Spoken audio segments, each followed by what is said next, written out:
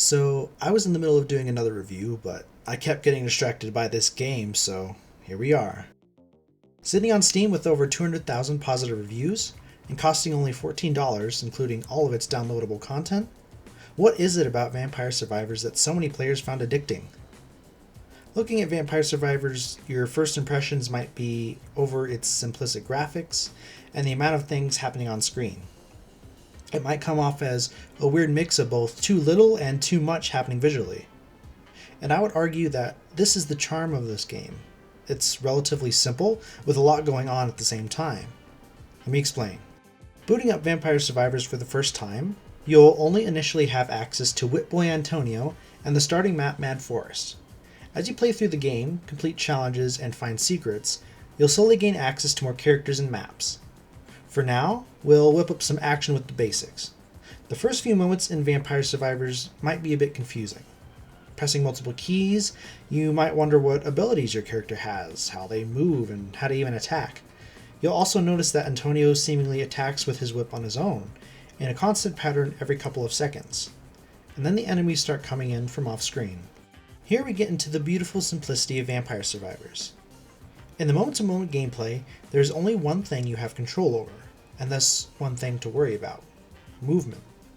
Movement in video games is often one of the most basic gameplay features, but its impact on gameplay can often be overlooked in favor of more exciting features. But with movement being the main feature within the player's control, it puts its importance and use at the forefront of gameplay. One of the most obvious aspects about movement in Vampire Survivors is the player's ability to avoid danger. The various enemies in the game will wander towards the player at ever-increasing speed and intensity, slowly turning the map into a living landmine of enemies to dodge. While only a select few enemies will shoot projectiles at the player, any enemy touching them will cause damage, and then death. Because of the random appearance and grouping of these enemies, the player must deftly navigate around, through, and away from them. In addition, the player can take advantage of their simplistic AI to weave them together into a single group, making them more manageable. The next effect that movement has on gameplay is in how the player attacks these enemies. Since Antonio's starting whip only attacks in his facing direction horizontally, and then only every few seconds, the player has to carefully face enemies at the exact time that he attacks, and line those enemies up with his facing and horizontal direction. The effect that movement has on your attacks will vary weapon by weapon, which means that it's a good time to discuss a few of those. As you kill enemies, you'll notice that they occasionally drop these blue gems, and collecting them will level you up. At this level up screen, you'll be able to select from a random variety of new weapons and stat power-ups. There are even options to upgrade your current weapon, increasing stats like its range, number of projectiles, and attack frequency, giving your current weapon more utility and more impact on gameplay. An example of this with the whip is that increasing the number of projectiles it shoots out actually changes how many times the whip strikes and where. Initially only striking in Antonio's horizontally facing direction, the whip will then strike behind him, then in front of him again but slightly higher, until with maximum projectile upgrades the whip will strike several times both in front and behind, slowly rising above Antonio. This of course impacts the movement side of gameplay, as quickly turning to enemies to attack becomes less of a concern and gives more importance to carefully carving away at massive groups with your attacks as the enemy intensity increases. With the default number of both 6 weapons and 6 power-ups available with each level run, the combo of weapons, functions, and playstyles will vary each time. In addition to the gems that enemies drop, occasional mini-boss enemies will appear that may drop a higher value gem or a loot chest. Don't worry, these chests don't cost any money or in-game currency to unlock, and can't be bought from some in-game cash shop. Rather, when opened, these chests will reward a random amount of gold and a random amount of weapons and power-ups. This makes these mini-bosses high-priority targets, as taking on their thick health bars means a fruitful reward. And this is where movement comes into play once more. Since bosses come on screen like any normal enemy, they will typically be absorbed into large enemy groups, making it difficult to damage them directly, as they have a host of enemies that will take damage for them and prevent you from getting too close. Because of this, the player can take advantage of weapons like Antonio's whip, which pass through enemies to hit the boss, or carefully whittle down sections of the group to hit the boss. Both usually require doing risky pass-bys to the group to deal damage, all while avoiding enemies coming from other parts of the screen as well. Once the mini-boss is dead, you have to manually collect the loot chest, meaning it becomes necessary to lure the majority of enemies away from it to collect it, something that can be true for collecting the experience gems as well. Doing this is always worth it though, as in addition to the weapons and power-ups the chest can provide, and the currency it gives from unlockable characters and buffs, the chest can also award a super power-up for your weapons. Weapons and power-ups can have a symbiotic relationship with one another, as in addition to boosting a weapon's effects, a power-up will also enable a weapon to go through this super evolution. Because these pairings aren't known from the start, the player must discover them for themselves, at which point the game will log the pairings for you. These evolutions can turn already devastating weapons into absolute monsters, turning your character from a competent warrior into an enemy lawnmower. Let's take for instance the garlic weapon.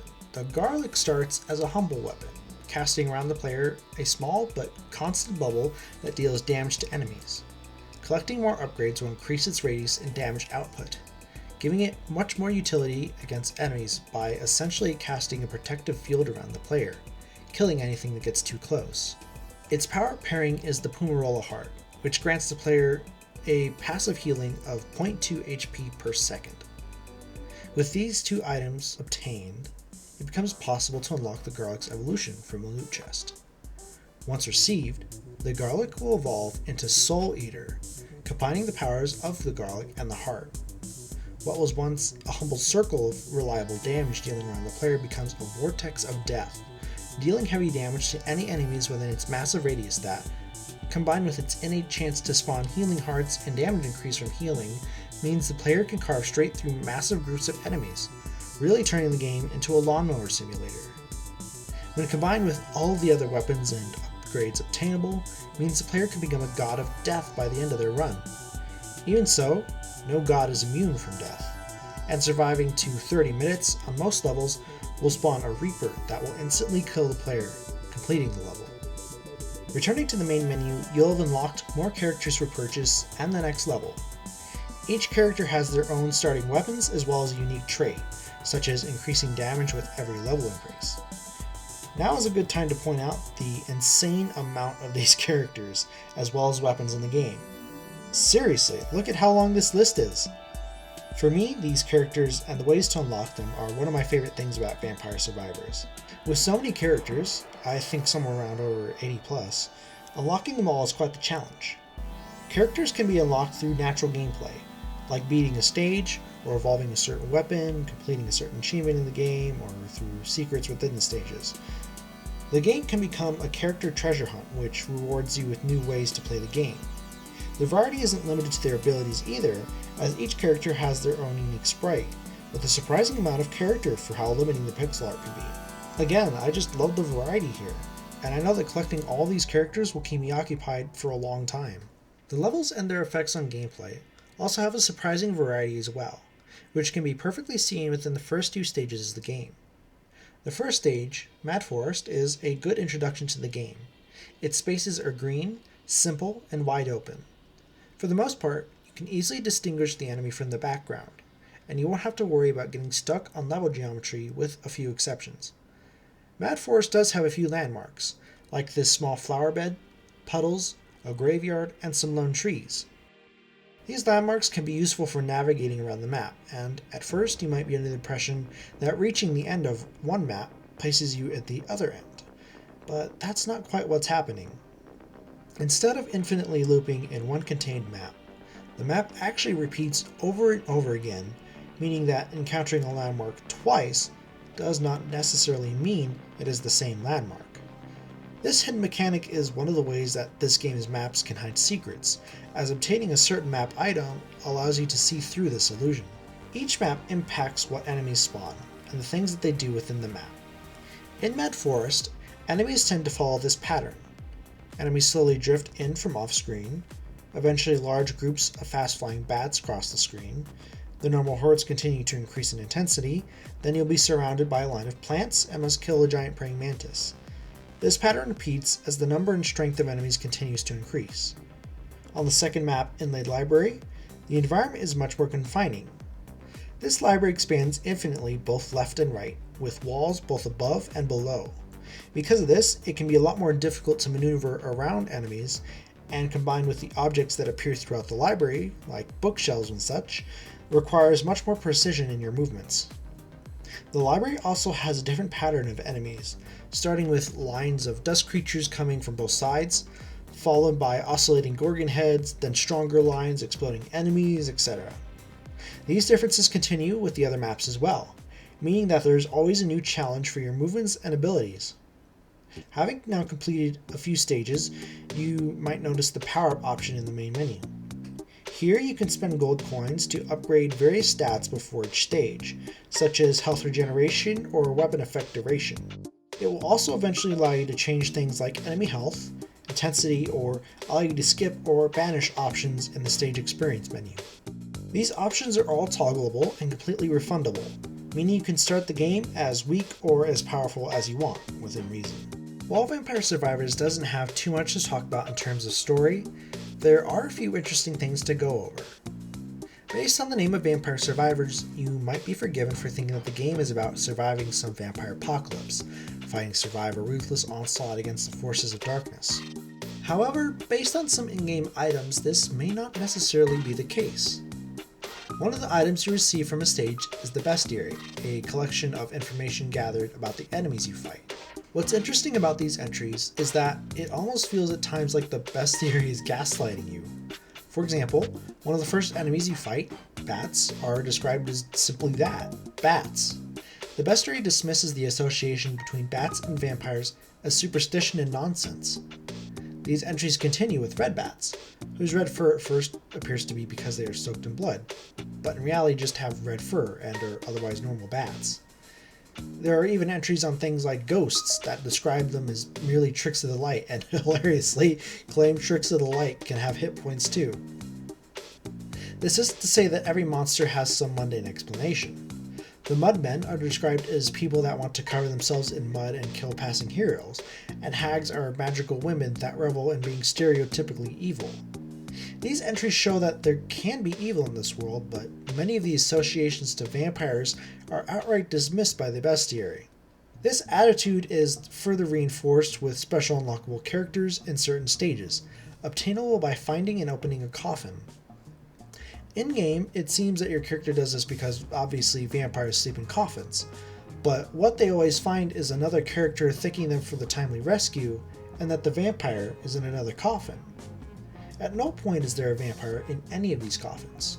So this game, at every single chance it gets, tells the player that there are no vampires. They do not exist. We could take this at face value. We play as adventuring heroes that are chasing myths, ignoring some of the real evils in the world and the plausible explanations for a lot of supernatural phenomena or cultural misunderstandings. In that case, the game would really just be called Survivors. However, it might be fair to say that there are vampires in this game. Us. We play as heroes that are so deluded in their search to fight ancient evils that they overlook their own actions and source of their power. Let me explain. First, there can be no doubt that this game is about survival. Enemies come at you and will kill you if you don't fight back. However, I think the idea of vampires comes from our ability to level up and the way through which we do it. If you remember, we gain experience points by collecting these different colored gems around the level. Starting with the most common at a light teal, then green, and finally red, these gems can only be obtained from killing enemies. So, in order to become more powerful, we must suck what could possibly be the life energy from our foes. While not your typical blood-sucking vampire, I do think that this label could still easily apply to our character. Another interesting fact is that at the end of each run, usually at the 30-minute mark, the player encounters a Reaper that will instantly kill them. This Reaper is almost like a consequence for surviving for so long, abusing our vampire-like powers to avoid an otherwise inescapable death. And for the most part, our death at the end of each stage is mostly unavoidable, as the Reaper becomes stronger with each level the player increases, a direct consequence of using our powers, though that isn't to say the Reaper is impossible to kill. Whether intended by the developers or not, I think this serves as an interesting explanation behind the name of the game, and some of the mechanics we end up using. Overall, I think that Vampire Survivors is an incredibly fun game with an insane amount to offer for its low price. There are still features in the game I haven't covered, like the arcane card system and the separate adventures mode, but hopefully with this review, I've shown you the majority of what this game has to offer. If you want the perfect lawnmower / bubble popping simulator, then Vampire Survivors is the game for you. With that being said, thank you so much for watching through this review, and I hope you have a nice day.